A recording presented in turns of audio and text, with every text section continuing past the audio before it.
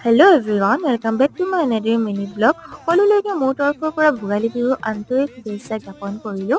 আৰু এয়া ৰাতিপুৱাই মাছ আহিছে, দাদা বৰ্তাহঁতে মাছ লৈ আছে। মোৰ এটা হোপ অৰ্ডাৰ আছিলে, সেইটোকে মই কমপ্লিট কৰি দিলোঁ। যিহেতু আমাৰ পিঠা পনা ভাজিব নাপায়, সেইটো কাৰণে মই ময়দা, চেনি আৰু নাৰিকল মিক্স কৰি এটা বিস্কুট ভাজিছিলোঁ। তাৰপাছত বনালোঁ নিমকি।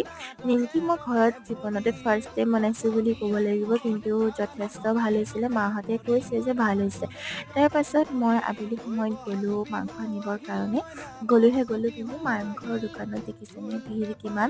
দেওবাৰ যিহেতু ভালকৈ উৰুকা লাগিছে আৰু আহি পিনি বনালোঁ মই এয়া লালমোহন। তাৰপাছত এয়া মই গ'লোঁ ভেলাঘৰত জুই সেকিবৰ কাৰণে বৰ্তাহঁতৰ ঘৰত।